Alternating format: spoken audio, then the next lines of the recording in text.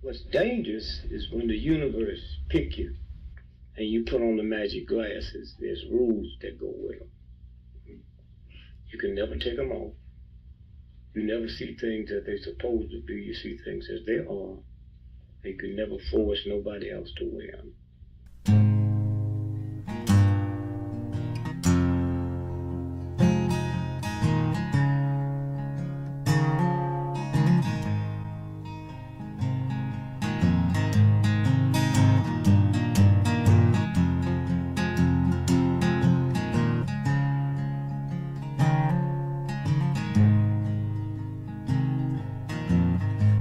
I think while I lie awake and contemplate tonight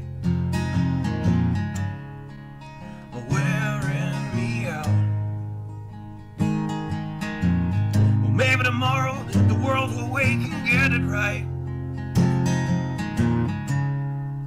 but I have my doubts, yeah.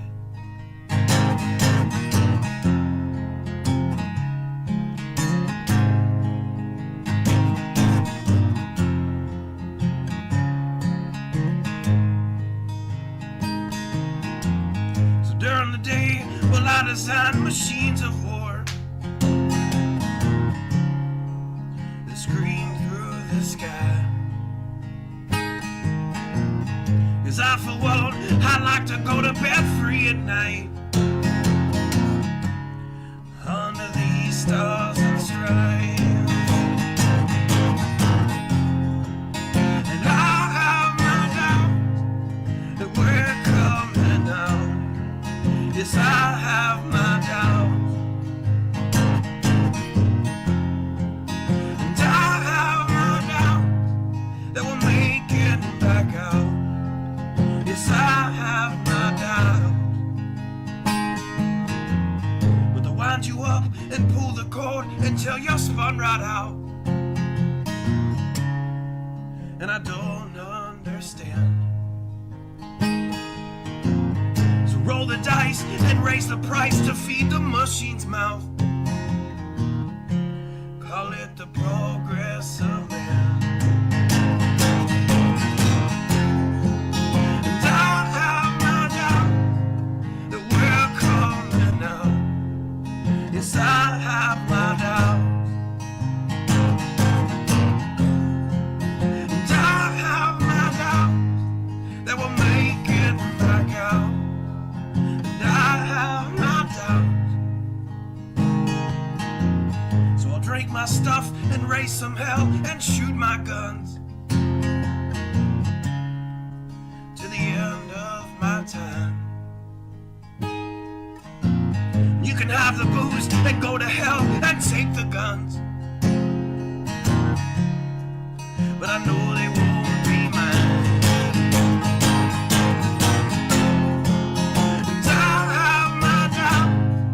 That we're coming out.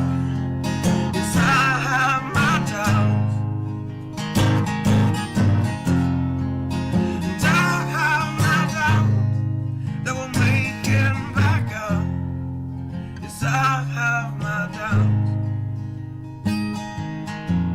So we're all messed up and out of touch. Let's text someone who's in the other room. So don't wonder why we don't say hi or know anyone. I might as well move to the moon. So maybe I'm wrong. Well, I hope that I'm wrong. So maybe I'm wrong. Well, I hope that I'm wrong.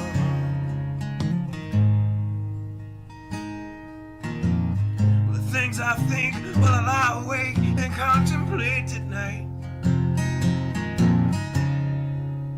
are wearing me out.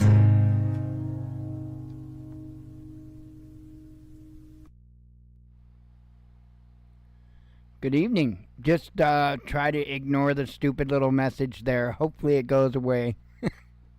I thought I was already clear from it, but apparently not. So anyway, hope everything's going fine with everyone. It was a rather short but not so sweet town board meeting yesterday. I actually could have probably gotten in the show, but I just enjoyed the evening off. A good thing, because I wound up working my butt off again today, doing the same thing all over again that I did the other day, getting stuff ready for grow tents and stuff. Anyway, a lot of craziness has been going on. I'm sure you know that. Individual was attacked a bishop, and I think I covered that possibly Sunday. But a bishop was attacked. Turns out that the attacker was a religious extremist, and he has been charged with terrorism. So that's a good thing. It's a really good thing. There's some talk. I don't know. I looked online for a little while, and I only found one website. Now, there could be more, but I did look for a fairly good amount of time. There was only one website where I could find this information, so I'm not gonna hold on to it as truth as of yet. But the one website claimed that the attacker didn't get the knife opened properly and wound up, he severed his own finger, according to this one website. They're calling it a miracle because he didn't get the knife out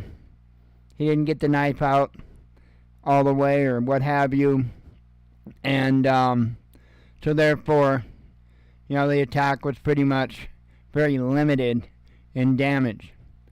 Now, I don't know what to believe on that. It seemed like for a little time they were concerned about the well-being of the bishop, but then I think they more or less upgraded his condition. As far as I know, he's stable, going to be all right, going to recover. If he didn't get that knife deployed properly, I don't understand how he could have put him in enough medical distress that there would need to be an upgrading of his status. So I don't know. I'm not going to jump on it either way. Truth will come out, but they are charging him with terrorism. They are declaring it an act of terrorism. And at this point, they're saying that it's he acted alone. So they don't have any reason to believe that he was acting in concert with anyone else or anything like that.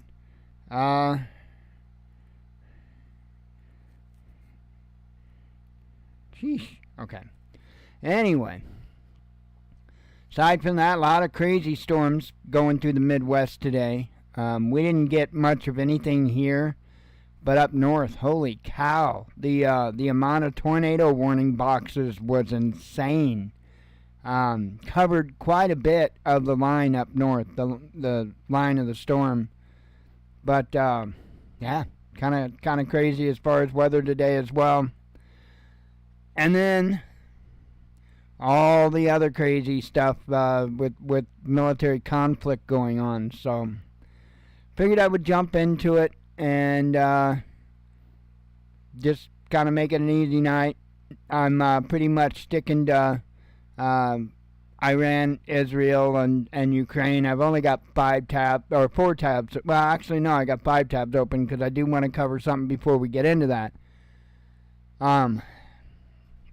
But yeah, that situation going on with Israel and Iran, man, I'll show you with the articles I have open.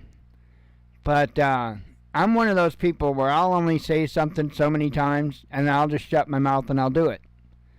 And that is where I think Iran is about to get. And I'm not choosing a side. That's not what I'm doing. I'm looking at it from the information I have sitting in front of me that I'll present to you, I believe that Iran's definitely in a FAFO moment. No doubt about that, as well as apparently confirmation of what I've been saying for the last few years. And, it's not a I told you so kind of moment or anything like that, but damn it, man. It's frustrating. It is.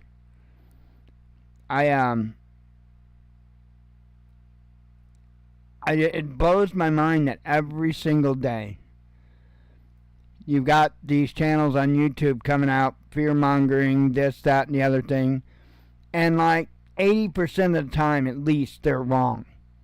They never come back and say, no, I was wrong with that. They just keep pushing forward with new bullshit. And it's frustrating because when people are trying to be straight with you and give you the information straight and don't add a bunch of flair and fear to it, the message just doesn't get out there. I'm referring to Iran possessing nuclear weapons. I've been saying that for the last few years. Just like for several years before it became public knowledge, I was warning about North Korea having nuclear weapons. Turned out I was right. Turns out with Iran, I was right.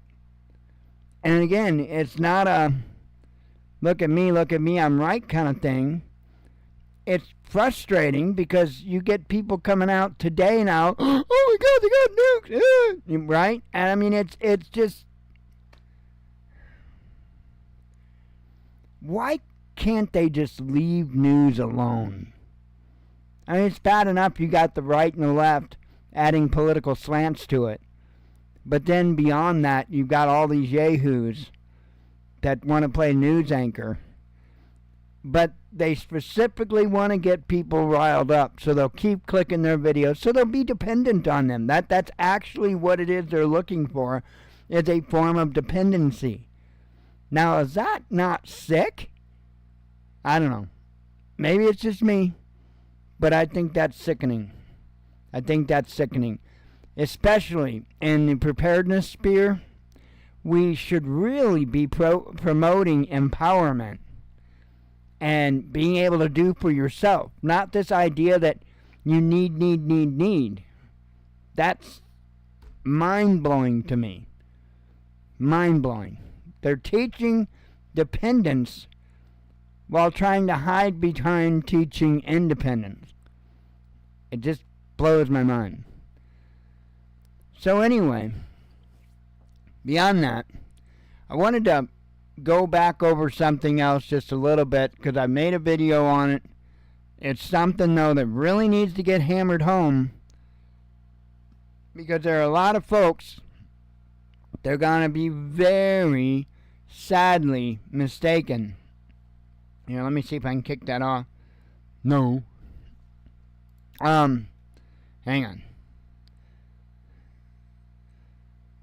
I was hoping maybe that would do it. Okay, well, we're going to be going to that screen anyway. So I want to go over this gas mask thing that I had mentioned because I don't think a lot of folks really take it to heart, and I'm not quite so sure that a lot of folks believe what I'm saying. Of course, many of them won't look it up themselves, but whatever.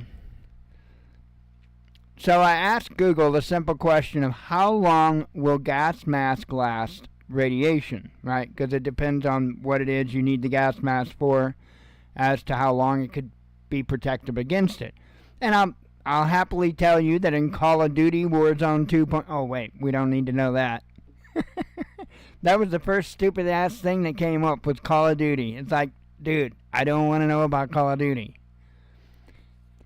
So, I don't know really which one,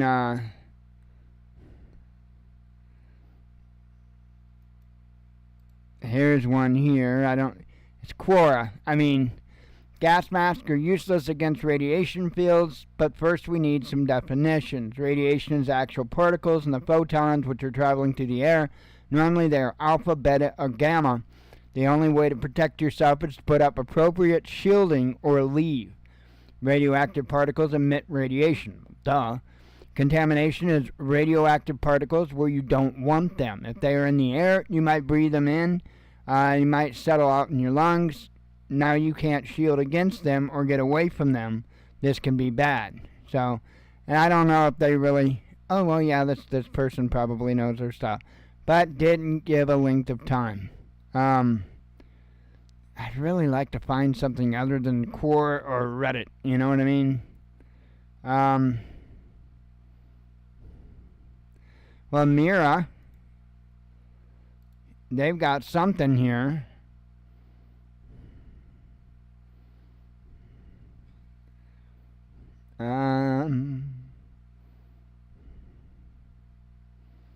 Okay, here you go. For example, a single type of filter can protect you from all of the contamination from a nuclear meltdown for up to 24 hours. Now, I said that best case scenario was 24 hours. I told you. While another filter could help you safely navigate the smoky environment of a house fire to reach safety. But we're talking radiation. So again, right there, they admit it. There was something in here that talked about, and this is straight from Mira. So, let's see.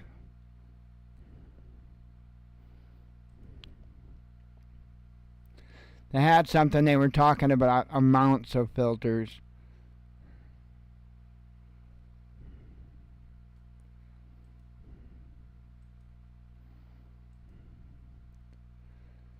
Let's see. Gas mask filters are easy to carry, use, and store with a shelf life that can stretch into decades. Depending on the specific filter, they can provide up to 40 hours of practical protection from airborne contaminants and toxins. Not radiation, though. Let's see.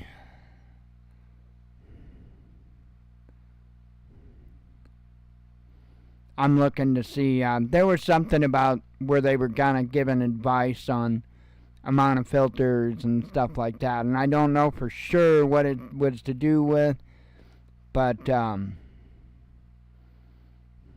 figured it would probably be good information to go over.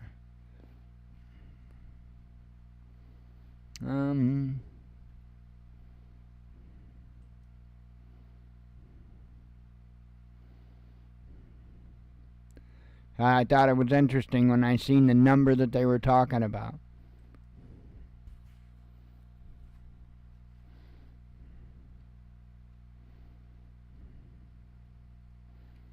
Let's see.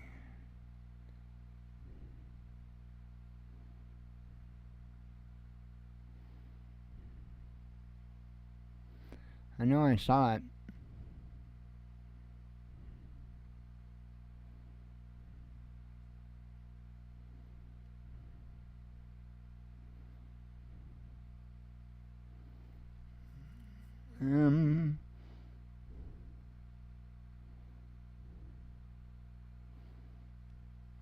Because I really want you guys to have this information and know this information, because there is a lot of misinformation.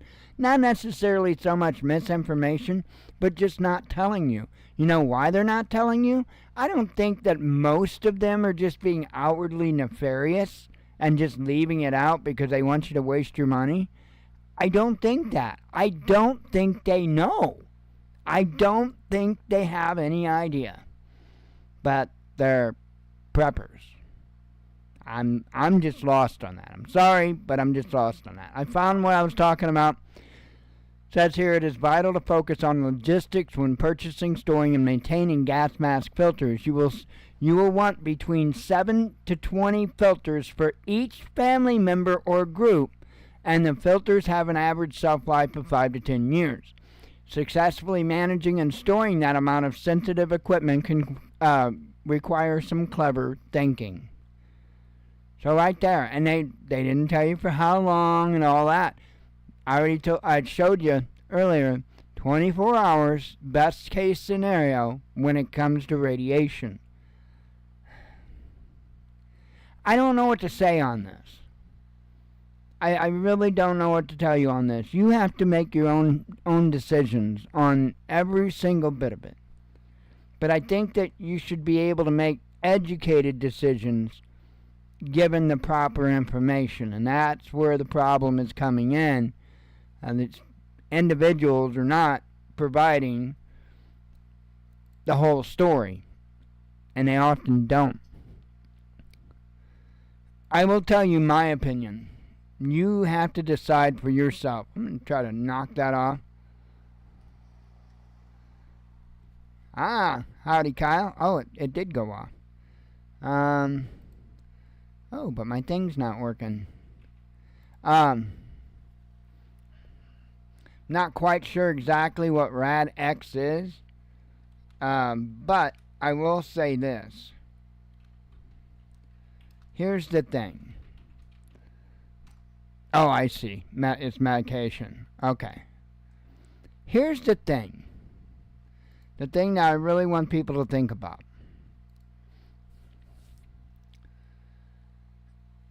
You might be able to survive the radiation.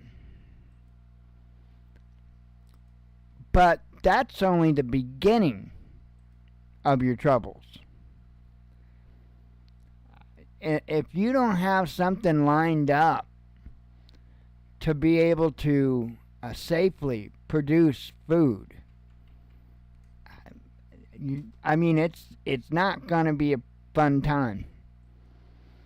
Even if we had an EMP or a cyber attack and we just lost the power grid, didn't have to deal with radiation, just lost the power grid, that alone is going to wipe out huge swaths of the population. It doesn't have to, but nobody wants to talk about wood gasification. So, again, I'm just a little guy with the little voice. The big guys with the big voices don't care. They don't care enough about the people that watch their content to even look into it. It's pretty sad, really. Pretty disgusting. But even that is a hard enough trail to hike. But then you add on to it the contamination of all the soil.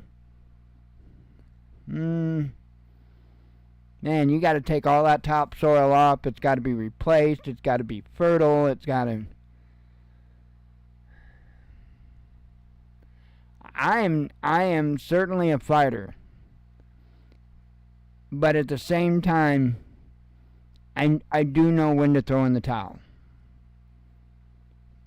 And, of course it depends on your particular situation, your particular location, and, there are so many variables here.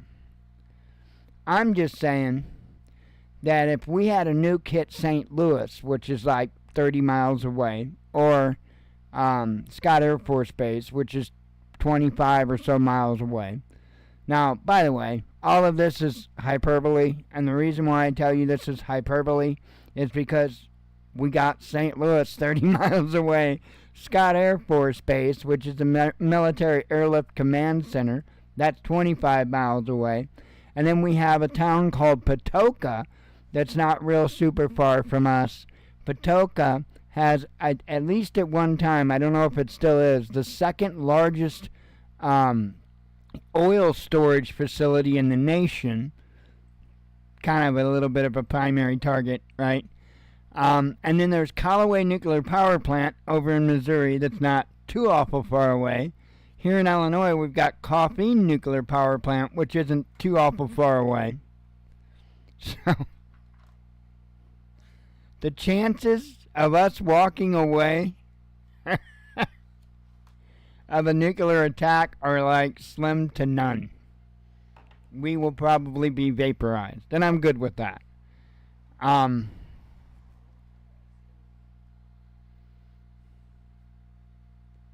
if FEMA would lock me in a stadium. They probably would. They probably would. My stupid little tool's not working. I might as well... That was kind of weird. Tool's not working, so I'll just shut it off and shut it down. Anyway, my little tool to put comments up on the screen. I don't think it's a battle I would be too willing to fight, to be honest. If I did manage to survive all that, yeah, I think I'd have to throw in the towel. Again, it depends. If let's say that nothing did hit Scott Air Force Base or St. Louis, maybe let's just say they hit Patoka, and that's it. That's a little northeast of us. So there's a chance that that wouldn't get us too bad.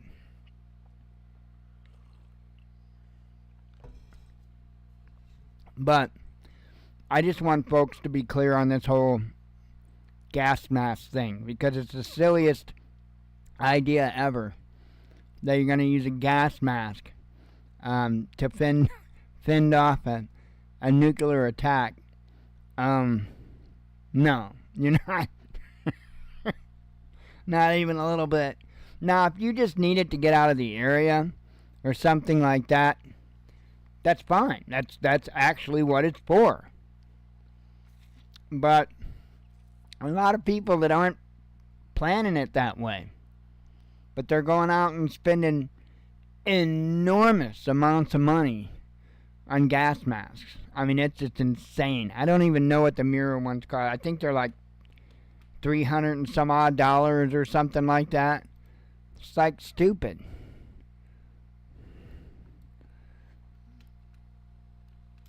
I'm not saying don't have one. I'm saying stop letting these prepper channels make you believe that having them is going to really save you. Kids one is $200. You can. I guess they've got mirror ones for like $160 and so on.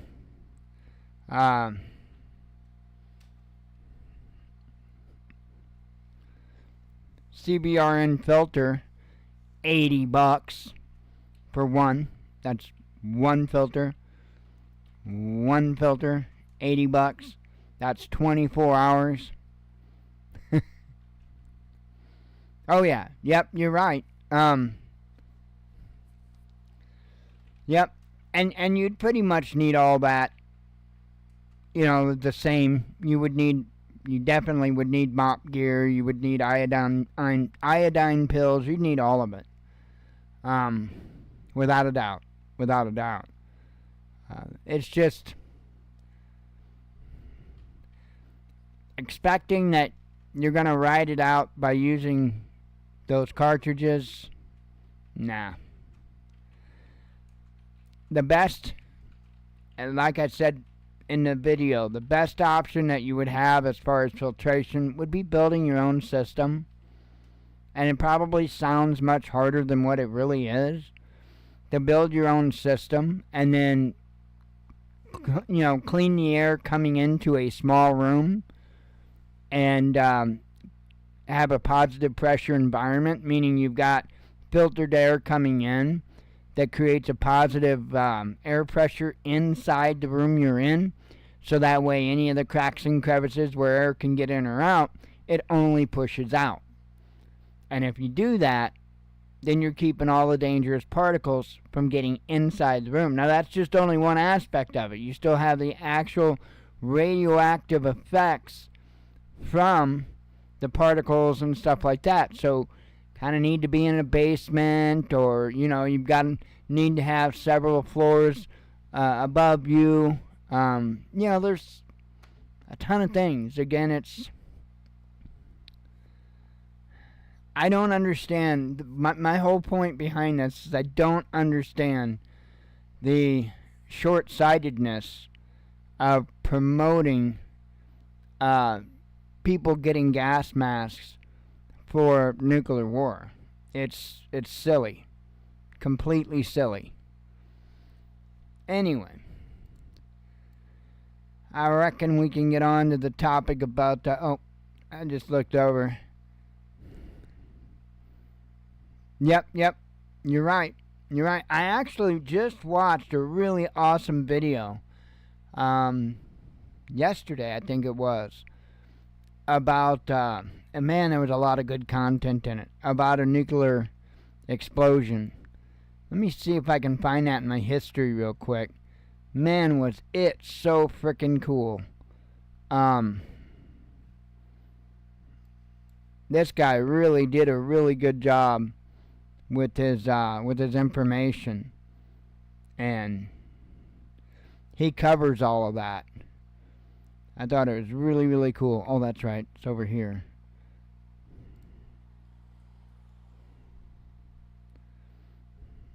Let me put this in.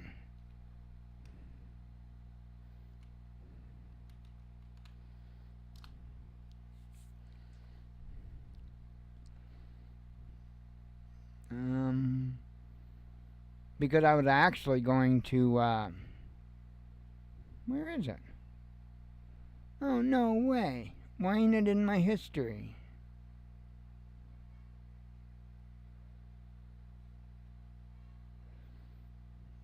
I don't know, it's not in my history. That's...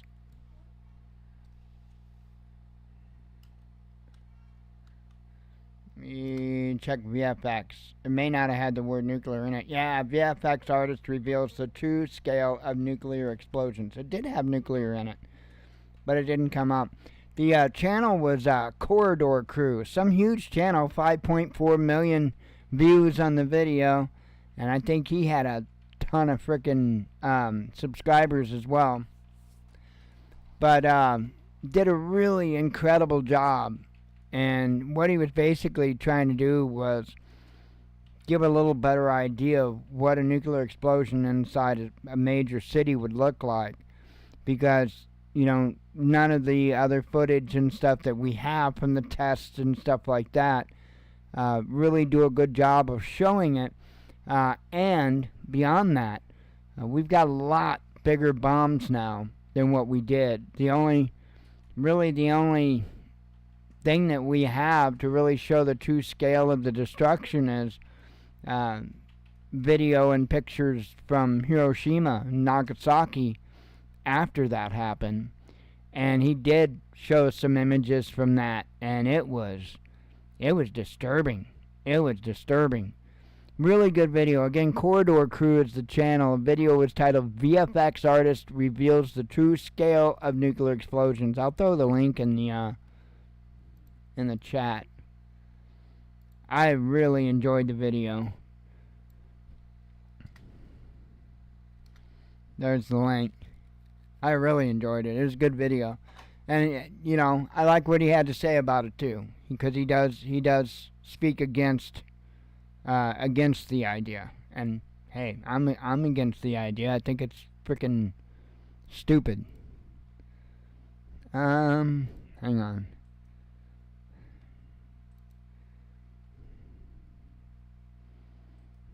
I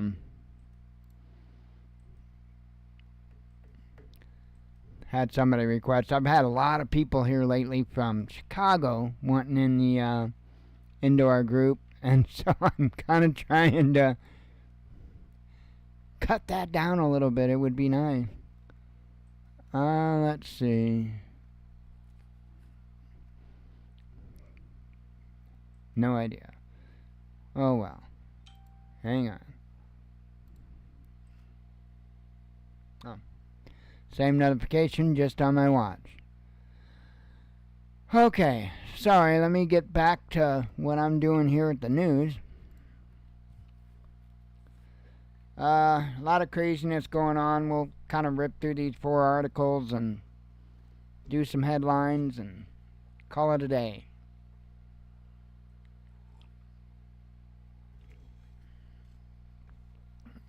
According to American sources, The Israelis are planning a surgical strike inside Iran. I couldn't put, obviously, the whole headline in a little short YouTube space. Says the Israeli intervention will be of limited scope but within Iran, according to information obtained by CNN. Top government official and another source with knowledge of what's going on in the intelligence services described to the American media that Israel appears to be preparing a limited and targeted strike inside Iran. One of the sources said that on the American side, they have so far no official information on what the design could be. We were hoping that they would have given us some indication so that we could protect our personnel, not only the military, but also the diplomatic personnel in the wider region, the government official told CNN. There is no guarantee that they will give us any warning because they know that if they do, we will express our objections to whatever they are going to do. The official added that the United States was confident there would be a de-escalation if Israel did not respond. But every additional move opens up a series of other possibilities, some of which are quite scary, added the same official. And that's a fact. That is a fact. It blows my mind when people are under the impression that nations like Iran and North Korea, for example, are weak because they're anything but. Anything but. You got to be careful with that propaganda and the chest pumping and all that stuff, because Russia warns Netanyahu with a leaked bomb. Iran has nuclear warheads. Putin congratulated us on the attack on Israel, says Tehran.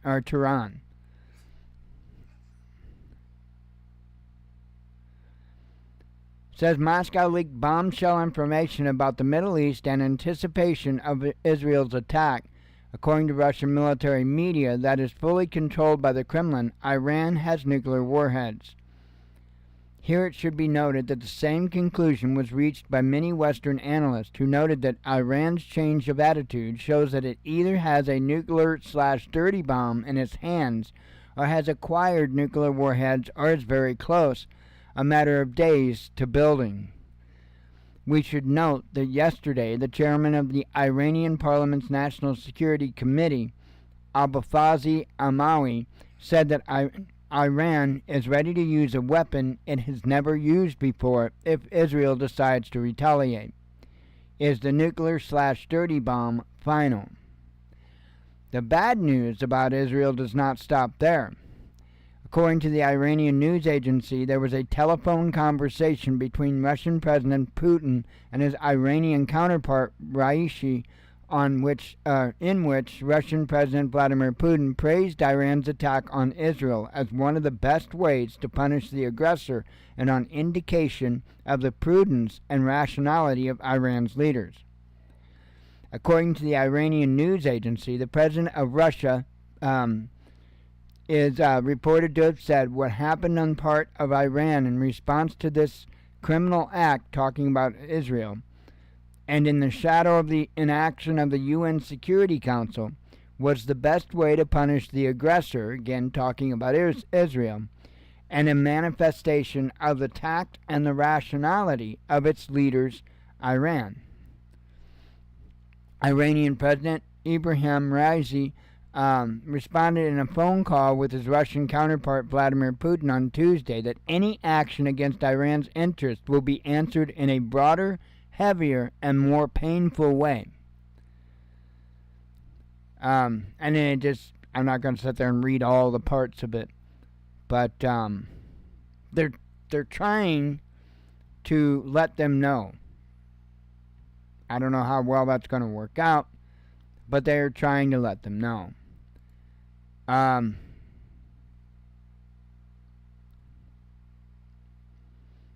Okay, what was that one? Okay, I forgot. Hang on, coffee.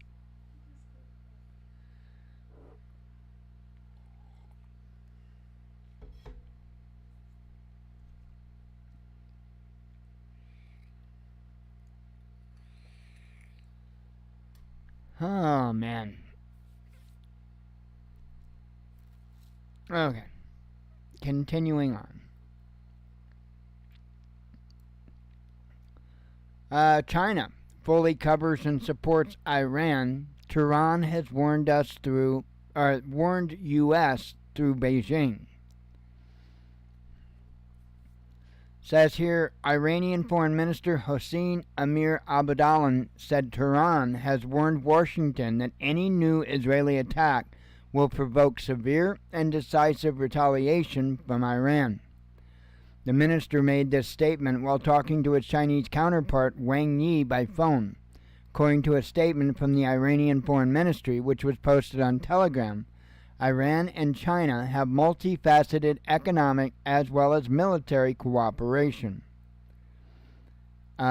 We communicated a clear warning to the White House that in the event of provocations and repeated terrorist attacks against Iran's security and interests, Tehran's response and subsequent actions will be decisive, immediate, and large-scale, Abdollahian said.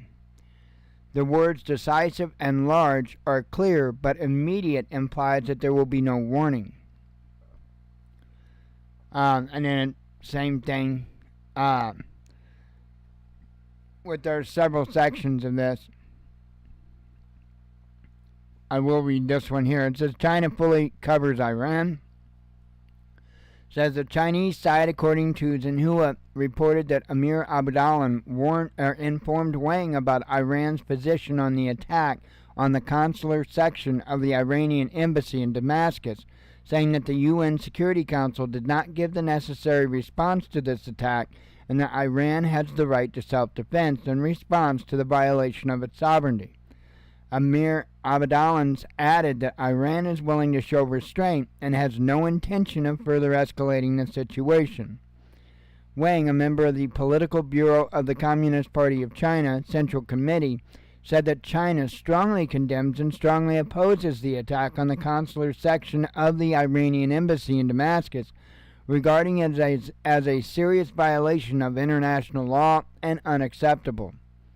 China noted Iran's statement that the action it took was limited and an act of self-defense in response to the attack on the Iranian consulate in Syria, Wang said. China appreciates Iran's emphasis on not targeting regional and neighboring countries, as well as reiterating that the continuous exercise of a policy of good neighborliness and friendship, he said. It is believed that Iran can handle the situation well and spare the region from further turmoil while ensuring its own sovereignty and dignity, he added in an unprecedented, there's that word again, endorsement of Iran. You're going to hear that unprecedented word over and over and over. I guarantee it. Guarantee it.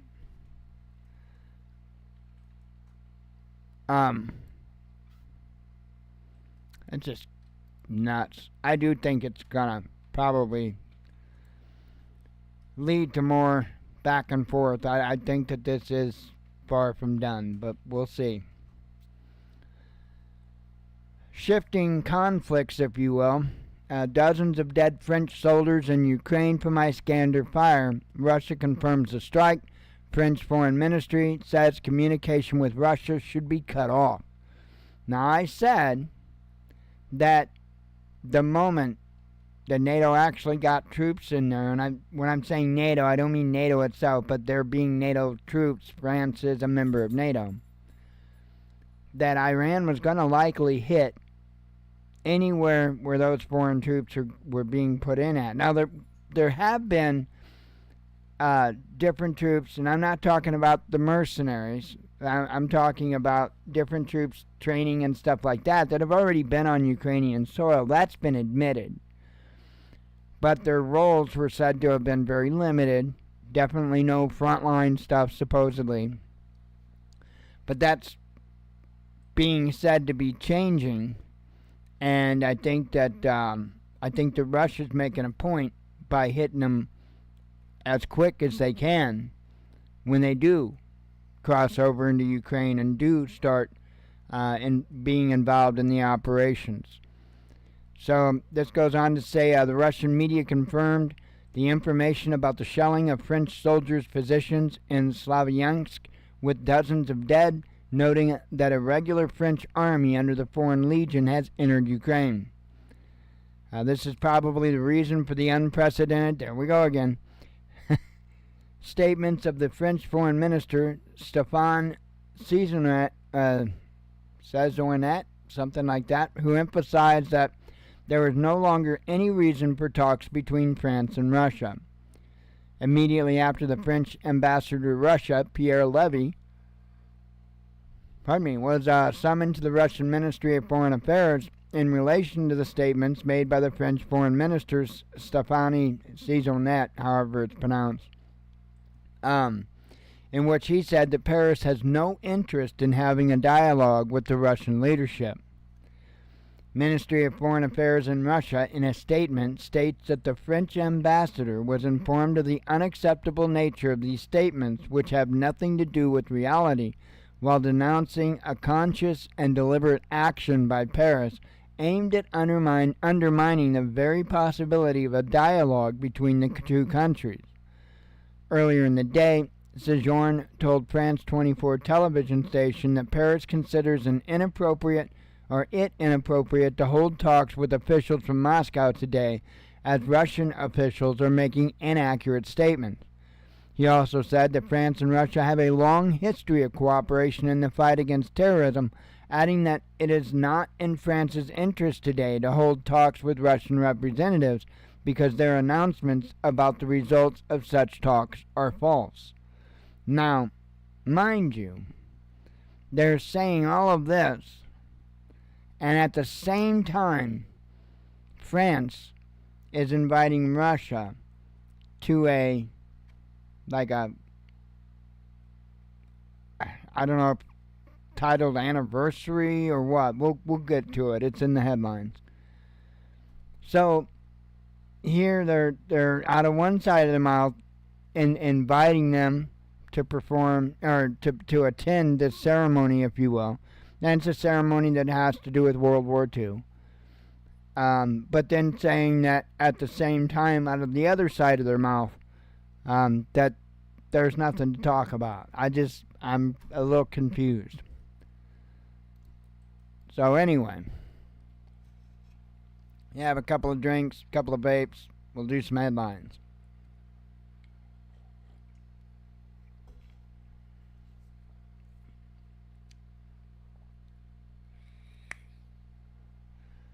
Oh, man.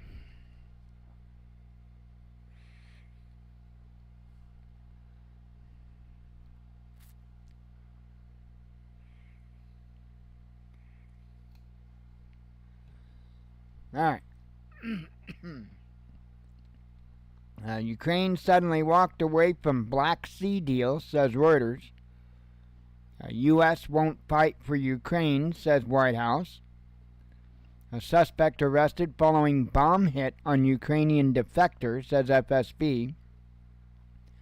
Siemens boss downplays Germany's China decoupling plans. Ukrainians beginning to dislike U.S., says Odessa University boss. Yeah, because, we won't give them everything that they want. And Zelensky's at it again, too, crying and whining about how the U.S. is terrible because they won't give him a bunch of money, and it's freaking ridiculous. Macron's stance on Russia gives officials unease, says Bloomberg. Denmark's iconic stock exchange building on fire. That was a big deal. A link between Moscow terror attack and Ukrainian nationalists confirmed, says Russian security chief. Moscow reacts to French proposed Olympic truce.